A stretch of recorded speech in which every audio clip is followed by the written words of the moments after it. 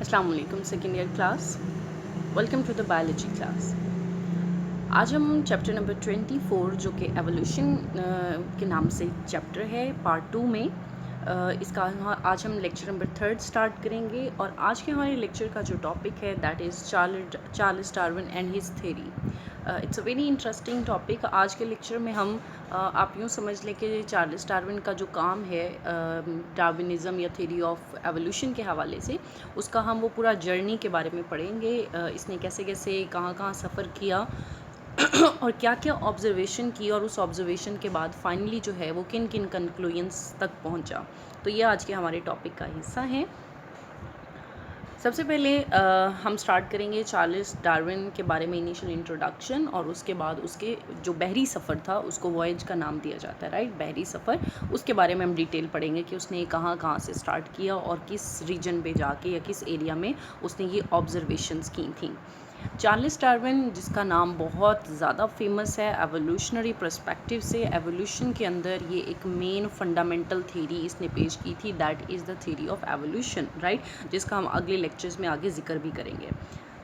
Charles Darwin जो था वो शेर्सबरी में पैदा हुआ था, जो कि वेस्टर्न इंग्लैंड का एक एरिया है, 1809 में। ये वही टाइम ड्यूरेशन है जिसमें लेमार्क ने अपनी थ्योरी पेश की थी, राइट, जो कि हम कल के लेक्चर में भी डिस्कस कर चुके हैं। चार्ल्स डार्विन एक मुहिम पे निकला था, जो कि एक बहरी जहाज़ था जिसका नाम था बीगल, और वो जिस रीजन को उसने चूज़ किया था इस एक्सपीडिशन यानी मुहिम के लिए वो था साउथ अमेरिकन कोस्ट लाइन। ये यहाँ पे आपको मैंने डायग्राम में ऐड कर दिया था। ये उसके उस बहरी जहाज़ की तस्वीर है जिसको बीगल का नाम दिया गया था, एंड दैट इज़ चार्ल्स, जिसने इसके ऊपर ट्रैवल किया था और ट्रैवल करके वो साउथ अमेरिकन रीजन के अंदर गया था, from western England to south American. तो साउथ अमेरिकन रीजन में उसने नियर बाय जो थे वो रीजन्स को जब ऑब्ज़र्व किया तो उसमें एक स्पेसिफिकली जो था वो आइलैंड, उसके ऊपर उसने बहुत फ्लोरा और फाना वहाँ का ऑब्ज़र्व किया, जो कि गैलापागोस आइलैंड था, जिसकी डिटेल अभी हम लेक्चर में आगे पढ़ेंगे। चार्ल्स डार्विन ने साउथ अमेरिकन रीजन के अंदर या कोस्ट लाइन रीजन के अंदर जब अपना सफ़र शुरू किया तो उसने वहाँ पे बहुत से एनिमल और प्लांट की लाइफ को ऑब्ज़र्व किया। ना सिर्फ उनको ऑब्ज़र्व किया बल्कि वहाँ से बहुत से स्पेसिमन्स की कलेक्शन भी की। बुक में एक टर्म है फ्लोरा एंड फाना, ये दोनों टर्म्स हम यूज़ करते हैं एनिमल और प्लांट के लिए।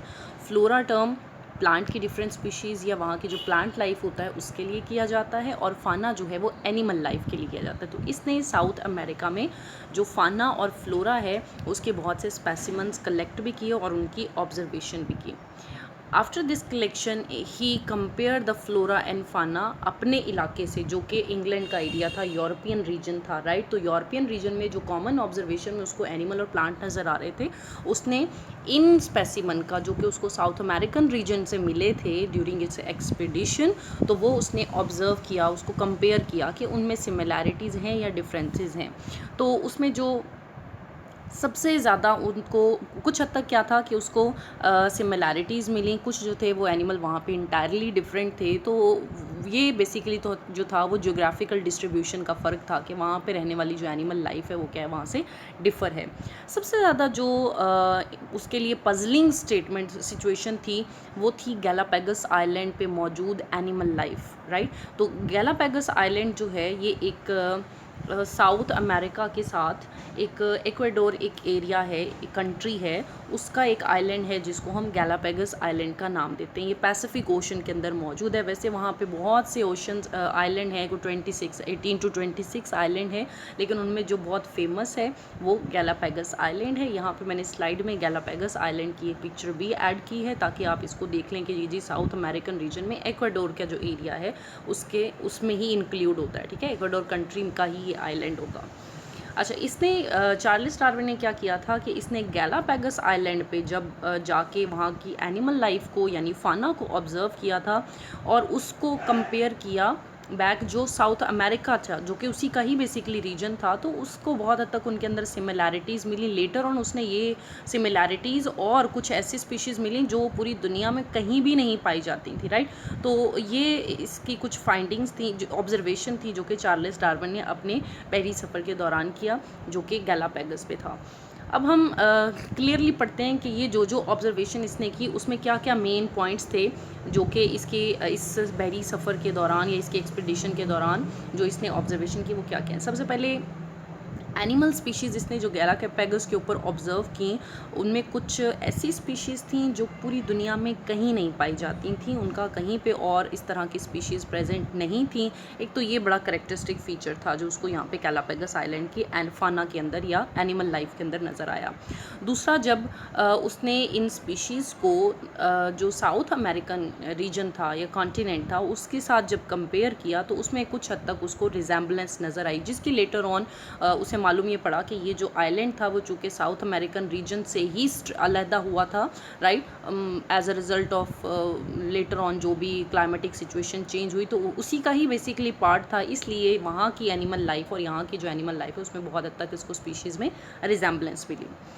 तीसरी जो ऑब्जर्वेशन थी वो क्या थी कि जो एनिमल गैलापैगस रीजन के ऊपर थे there are straight from the south American mainland and diversified on the different island, right. जो गैलापैगस और उसके साथ साथ जो दूसरे आइलैंड थे वहाँ जो उसने डिफरेंट एनिमल लाइफ ऑब्जर्व की उसके बारे में उसने ये कहा कि इनकी चूँकि साउथ अमेरिकन कॉन्टिनेंट के साथ जो बहुत हद तक सिमिलैरिटीज़ हैं, लिहाजा क्या है कि ये वहीं से ही बेसिकली ओरिजिनेटेड हैं और आगे मज़ीद जैसे जैसे एरियाज चेंज हुए उसके अकॉर्डिंग इन्होंने अपने आप को चेंज कर लिया या डाइवर्सिफाई कर लिया। डार्विन ने एक और जो बहुत इंटरेस्टिंग जो इसकी ऑब्जर्वेशन थी वो थी वहाँ की बर्ड के ऊपर, यानी एनिमल लाइफ में डेफिनेटली बर्ड इंक्लूड होते हैं तो वहाँ पे जो स्मॉल बर्ड्स होते हैं उसको हम फिंचेस का नाम देते हैं, राइट। तो डार्विन ने गैलापैगोस आइलैंड पे 13 डिफरेंट काइंड की जो थी वो फिंचेस को ऑब्जर्व किया, राइट। तो वो जो 13 डिफरेंट काइंड की फिंचेस थी जिनको हम स्मॉल बर्ड या स्पैरो की तरह के बिल्कुल बर्ड्स होते हैं उनको कहा जाता है। ये जो फिंचेस थी ना ये भी एक ऐसी फाइंड उस कलेक्शन थी उसकी कि जो उसको किसी दूसरे आइलैंड के ऊपर इनकी कलेक्शन नहीं मिली या किसी और जगह के ऊपर ये ऑर्गेनिज्म नहीं पाए गए। So this is one of the interesting topic जो कि या पॉइंट था जो कि चार्ल्स डार्विन की ऑब्जर्वेशन में आया था।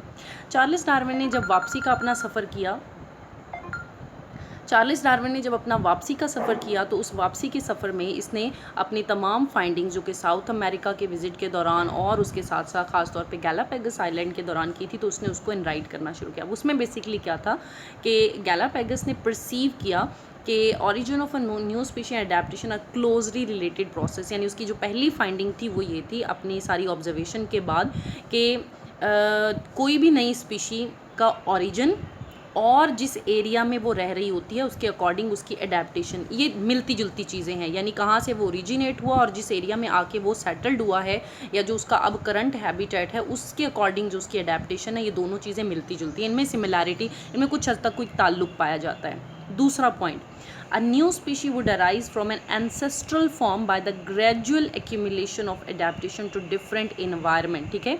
हुआ क्या था कि चूँकि इन तमाम स्पीशीज़ का उसने कहा था कि ओरिजिन सेम लगता है, ये एक ही जो है वो एंसेस्टर से ओरिजिनेटेड हैं, लेकिन जैसे जैसे इन्वायरमेंट अलग होते चले गए तो उनके अंदर चेंजिंग आती गई, यानी उन्होंने अपने आप को उस इन्वायरमेंट के मुताबिक चेंज किया, अडॉप्ट किया अपने आप को उस इन्वायरमेंट के मुताबिक।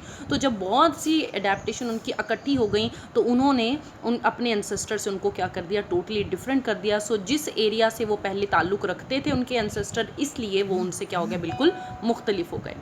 नेक्स्ट उसके बाद था over many generation the two population could become dissimilar, और यही प्रोसेस यानी ये जो एक्यूमुलेशन ऑफ अडेप्टेशन का जो प्रोसेस था जब ये कई जनरेशन्स तक प्रिवेल करता रहा तो एक टाइम ऐसा आया कि जिसमें जो ऑर्गेनिज़म जिन्होंने अपने आप को अडॉप्ट किया था वो अपने एंसेस्टर से मुकम्मल तौर पे मुख्तलिफ हो गए और एक डिफरेंट स्पीशी का स्टेटस ऑब्टेन कर लिया। तो इस तरह से मुख्तलिफ स्पीशीज़ की एवोल्यूशन हुई, लेकिन डार्विन के मुताबिक उनके एंसेस्टर्स क्या थे, वो सेम ही थे।